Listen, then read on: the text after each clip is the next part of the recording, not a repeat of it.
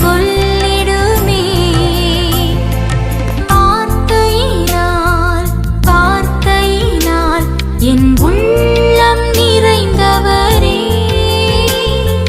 வார்த்தையினால் வார்த்தையினால் என் வாழ்வினை மாற்றினீரே. கர்த்தராகிய இயேசு கிறிஸ்துவின் இனிய நாமத்தினாலே உங்களை வாழ்த்துகிறேன். ஜெபதுனியின் ஜெப நேரத்திற்கு உங்களை அன்பாக அழைக்கிறேன். ஜெபதுனியின் ஜெப நேரமானது தேவனுடைய வார்த்தைகளை உள்ளடக்கியது. அந்த வார்த்தைகளினால் வருகிற நன்மைகளை பெற்றுக்கொள்வதற்கு நமக்கு ஆலோசனையாக வழியாக அமைந்திருக்கிறது. இந்த வேறு வார்த்தைகள் நமக்கு பிரயோஜனமாக இருப்பதோடு மாத்திரமல்ல, அதை கை கொள்ளும்போது மிகுந்த பலன் உண்டு, மகிழ்ச்சிக்குரிய காரியங்களை நாம் காண முடியும். ஆகவே இன்றைக்கு இந்த ஜெபதுனியின் ஜெப நேரத்திலே கர்த்தர் நமக்கு நல்ல ஆலோசனை தந்து நம்மை ஆசீர்வதிப்பாராக, விடுதலையினால் நம்மை அலங்கரிப்பாராக. யோவான் 8ஆம் அதிகாரம் 36ஆம் வாக்கியத்திலே, ஆகையால் குமாரன் உங்களை விடுதலையாக்கினால் மெய்யாகவே விடுதலையாவீர்கள். மெய்யாகவே விடுதலை. மனிதனுடைய வாழ்க்கையிலே விடுதலையானது அவசியமாயிருக்கிறது. பலவிதமான காரியங்களிலே அடிமையாக இருக்கிறான். இங்கு பார்க்கிறோம் 34ஆம் யோவான் 8ஆம் அதிகாரம் 34ஆம் வாக்கியத்திலே, இயேசு அவர்களுக்கு பிரயுத்தரமாக, பாவம் செய்கிறவன் எவனும் பாவத்துக்கு அடிமையாய் இருக்கிறான் என்று மெய்யாகவே மெய்யாகவே உங்களுக்கு சொல்லுகிறேன். பாவத்திற்கு அடிமையாய் வாழுகிறான். பாவத்தை விட்டு விலக முடியவில்லை, அடிமையாக இருக்கிறான். இன்றைக்கு அநேகருடைய வாழ்க்கையிலே இந்த செல் வைத்திருக்கிறார்கள். இந்த செல்லை எவ்வளோ நேரம் பயன்படுத்துகிறீங்க? வர்ற கம்யூனிகேஷனுக்காக செய்கிறீங்களா அல்லது அதில் உள்ள காரியங்களை பார்க்குறீங்களா? அநேகருடைய வாழ்க்கையில் நேரமே சொல்ல முடியாத அளவுக்கு இந்த ஃபோனில் உள்ள செல்லில் யூடியூப்பை பார்த்து கொண்டு இருக்கிறாங்க. அதில் நலமானதும் தவறே, எதெல்லாம் கேடானதாக இருக்கிறதோ, அருவருப்பானதாக இருக்கிறதோ, அசிங்கமாக இருக்கிறதோ, அதையெல்லாம் பார்த்து வாழ்க்கையை கெடுத்து கொண்டு இருக்கிற மக்கள் ஏராளமாக இருக்கிறார்கள். அநேகருடைய வாழ்க்கையில் சொல்லுகிற காரியம் இதுதான். பிரதர், நான் தீர்மானம் செய்கிறேன், இதை எப்படியாவது விட்டுடுன்னு பார்க்குறேன், ஆனால் அது காந்த மாதிரி எனக்கு பிடிச்சிக்குது, என்னால் விட முடியல. கொஞ்ச நேரம் இருந்தாலே மறுபடியும் என் மனசு அதுக்கே போயிடுது என்று சொல்லி வருத்தப்படுகிறார்கள், கலங்குகிறார்கள். அவருடைய வாழ்க்கையிலே பெற வேண்டிய மேன்மைகளை நன்மைகளை அடைய முடியாதபடி இந்த காரியம் அவளை தாறுமாறாக மாற்றுகிறது. கிறிஸ்துவுக்குள் பிரியமானவர்களே, இன்றைக்கு குமாரன் உங்களை விடுதலையாக்கினால் மெய்யாகவே நீங்கள் விடுதலையாவீர்கள். குமாரன் எவ்விதமாய் யாரை விடுவிப்பார் என்று சொல்லி நாம் முதலாவது அறிந்து கொள்ள வேண்டும். சங்கீதம் 91ஆம் சங்கீதம் 14ஆம் வாக்கியத்திலே, அவன் என்னிடத்தில் வாஞ்சையாய் இருக்கிறபடியால் அவனை விடுவிப்பேன். அவன் என்னிடத்தில் வாஞ்சையாய் இருக்கிறபடியால் அவனை விடுவிப்பேன். அவனை விடுவிப்பேன். என் நாமத்தை அவன் அறிந்திருக்கிறபடியால் அவனை உயர்ந்த அடைக்கலத்திலே வைப்பேன். தெளிவாக திட்டமாய் கர்த்தர் சொல்லியிருக்கிறார். என் நாமத்தை அவன் அறிந்திருக்கிறபடினால். கர்த்தருடைய பிள்ளைகளாகிய நாம் வேதத்தில் உள்ள சில காரியங்களை அறிந்து கொள்ள வேண்டும். வேதத்திலே பார்க்கிறோம், சங்கீதம் அநேக நேரங்களிலே நாம் அதை அறியாதிருக்கிறோம். யோவான் 10ஆம் அதிகாரத்திலே ஆடுகளை குறித்து சொல்லும்போது 4ஆம் வாக்கியத்திலே, அவன் தன்னுடைய ஆடுகளை வெளியே விட்ட பின்பு அவைகளுக்கு முன்பாக நடந்து போகிறான். ஆடுகள் அவன் சத்தத்தை அறிந்திருக்கிறபடியினால் அவனுக்கு பின் செல்லுகிறது. ஆடுகள் அவன் சத்தத்தை அறிந்திருக்கிறபடியால் அவனுக்கு பின்னே செல்கிறது. அவன் நாம் இயேசு கிறிஸ்துவுக்கு பின்னாய் செல்ல வேண்டுமானால் அவருடைய சத்தத்தை அறிகிற அறிவு நமக்கு தேவை. இன்றைக்கு அநேக விஞ்ஞான அறிவு இருக்கிறது, அநேக விதமான அறிவு நமக்கு இருக்கிறது.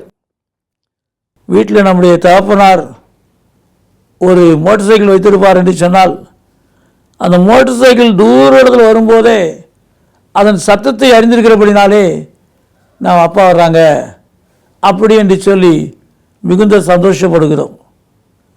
நமக்கு ஒரு அறிந்து கொள்ளக்கூடிய அறிவை கொடுத்திருக்கிறார். அவை அவருடைய சத்தம், கிறிஸ்து இயேசுவின் சத்தத்தை அறிகிற அறிவு நமக்குள்ளாய் இருக்க வேண்டும். அந்த அறிவு பெருக பெருகத்தான் நமக்குள்ளாய் விடுதலின் காரியங்கள் உண்டு. அதே போல நாமத்தை அறிகிற அறிவு, அவருடைய நாமத்தை அறிகிற அறிவு. இன்றைக்கு அருமையான தேவஜனமே, அவருடைய நாமம் பலத்த துருகம். அவருடைய நாமத்தினாலே பிசாசுகளை துரத்துகிற கிருபை பெற்றிருக்கிறோம். அவருடைய நாமத்தினாலே நமக்கு ஜெயம் உண்டு. வேதம் தெளிவாக சொல்கிறது. யோவான் 16ஆம் அதிகாரம் 24ஆம் வாக்கியத்திலே, இதுவரைக்கும் நீங்கள் என் நாமத்தினாலே ஒன்றும் கேட்கவில்லை, இதுவரைக்கும் நீங்கள் என் நாமத்தினாலே ஒன்றும் கேட்கவில்லை, கேளுங்கள் அப்பொழுது உங்கள் சந்தோஷம் நிறைவாயிருக்கும்படி பெற்றுக்கொள்வீர்கள். கேளுங்கள் அப்பொழுது உங்களை சந்தோஷம் நிறைவாயிருக்கும்படி பெற்றுக்கொள்வீர்கள். கேட்கிறவன் எவனும் பெற்றுக்கொள்கிறான். அது இயேசு கிறிஸ்துவின் நாமத்தாலே கேட்கும்போது அவர் நமக்கு அதிசயங்களை செய்து ஆசீர்வதிக்கிறார். அவை முதலாவது காரியமாக விடுதலையின் வல்லமை வருவதற்கு நாம் சத்தியத்தை அறிகிற அறிவு, அவரிடத்தில் வாஞ்சையாக இருக்கக்கூடிய ஒரு வாஞ்சை, அவரிடத்திலே வாஞ்சையாக இருக்கக்கூடிய வாஞ்சை. இரண்டாவது காரியமாக தான் சத்தியத்தை அறிகிற அறிவு. இன்றைக்கு சத்தியத்தை அறியும் போதுதான் வாழ்க்கையில் விடுதலையானது நிறைந்து பெருகி விடுகிறது. அப்படி சத்தியம் என்ன? இயேசு கிறிஸ்து சொன்னார், நானே வழியும் சத்தியமும் ஜீவனுமாய் இருக்கிறேன் என்று சொன்னார். அவருடைய வசனங்கள் சத்தியமாய் இருக்கிறது. யோவான் 17ஆம் அதிகாரம் 17ஆம் வாக்கியத்திலே, உம்முடைய சத்தியத்தினாலே அவர்களை பரிசுத்தமாக்கும், உம்முடைய வசனமே சத்தியம். உம்முடைய வசனமே சத்தியம்.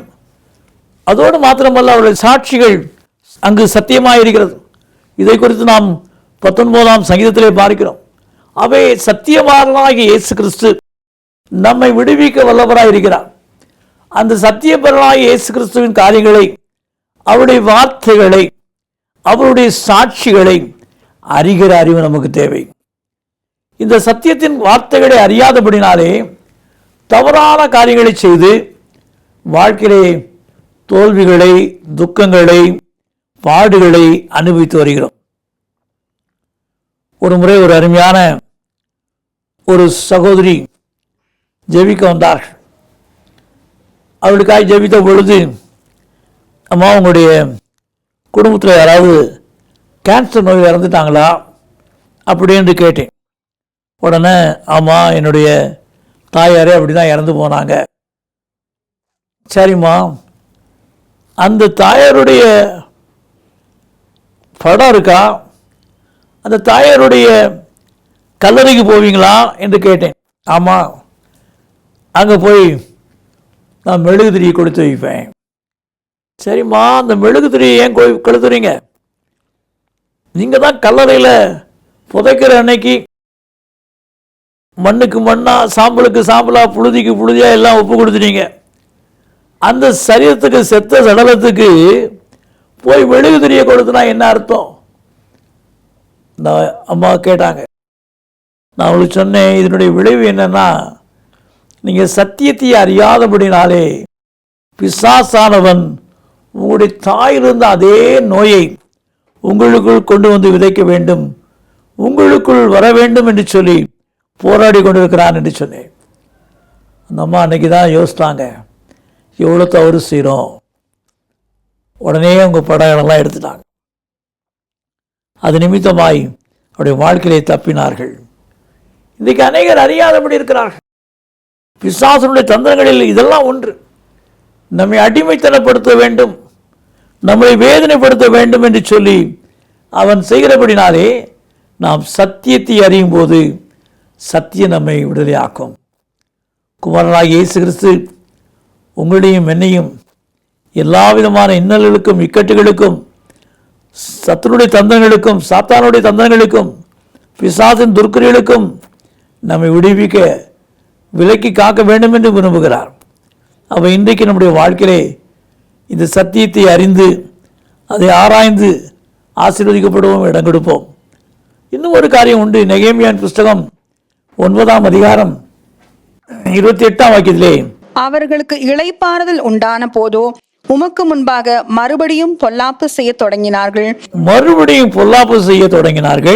ஆகையால் அவர்கள் சத்துருக்கள் அவர்களை ஆளும்படிக்கு அவர்கள் கையிலே ஒப்புவித்தீர்.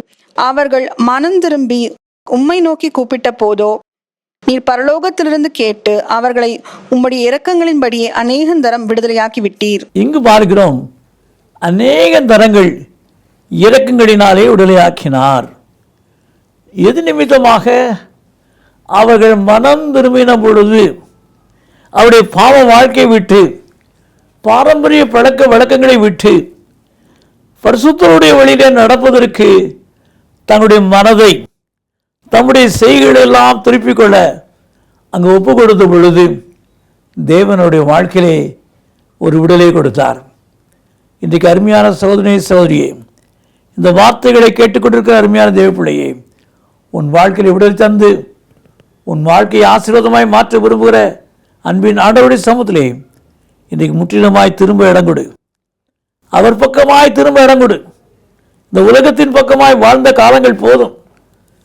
சாத்தானுடைய தந்திரமான பிடியிலே இருந்து வேதனை அடைந்த நாட்கள் போதும். இன்றைக்கு அவர் பக்கமாய் நாம் திரும்பும் பொழுது அவர் அதிசயம் செய்கிற தேவன். ஆகவே இன்றைக்கு அவரிடத்தில் வாஞ்சியாக இருப்போம், அவருடைய சத்தியத்தை அறிவோம், அவருடைய சமூகத்திலே மனம் திரும்புவோம். அதிசயமான காரியங்களை செய்து நம்மை விடுவிப்பார். கண்களை மூடி செய்வோம்.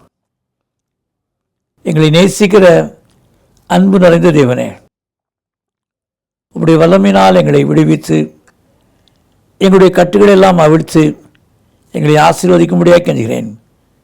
பிசாசானவன் நாங்கள் வெகு நாளாய் மரித்தவர்களைப் போல இருளிலே எங்களை வைக்க விரும்புகிறான். இன்றைக்கு நீரே எங்களை விடுவிக்கிறவர், நீரே விடுவிக்கிறவர். உம்முடைய செம்மையான ஆவியானவர் எங்களை இன்று முதல் நடத்தட்டுங்க தாவே. நாங்கள் உம்முடைய பிள்ளைகளாய் வாழவும், உம்முடைய அதிசயங்களினாலே நாங்கள் ஆசீர்வதிக்கப்படவும் உம்முடைய பாதத்தில் கெஞ்சுகிறோம். அற்புதத்தை என்றே செய்யும். இயேசு கிறிஸ்துவின் நாமத்தில் பிதாவே, ஆமென்.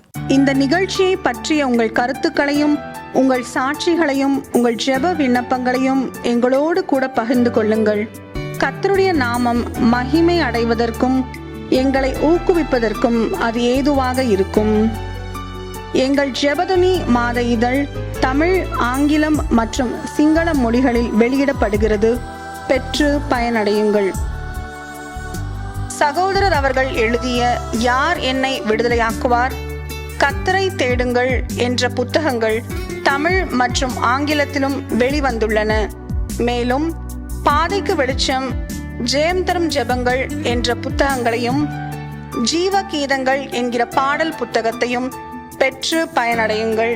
எங்கள் ஊழியங்களுக்காக ஜெபியுங்கள். ஒவ்வொரு மாதமும் 3ஆம் சனிக்கிழமைகளில் தோகமலை அருகே உள்ள இடையப்பட்டியில் விடுதலை ஜெப முகாம் நடைபெறுகிறது. பங்கு பெற்று ஆசீர்வாதம் பெறுங்கள். இதை குறித்து மேலும் அறிந்து கொள்ள எங்களை தொடர்பு கொள்ளுங்கள். எங்களை தொடர்பு கொள்ள வேண்டிய முகவரி: சகோதரர் சி. எபனேசர் பால், எண் 3, 6வது குறுக்கு தெரு, 5வது மெயின் ரோடு, ஸ்ரீனிவாச நகர், புத்தூர், திருச்சி 17, தமிழ்நாடு, இந்தியா.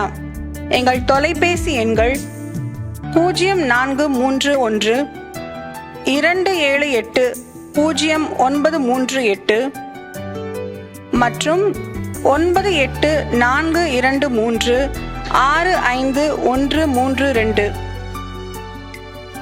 எங்கள் மின் அஞ்சல் முகவரி prayer@jebadani.org.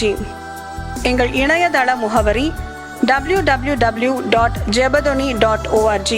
Our contact address is Brother C. Ebenezer Paul, number 3, 6th Cross Street, 5th Main Road, Srinivasa Nagar, Puttur, Trichy 17, Tamil Nadu, India.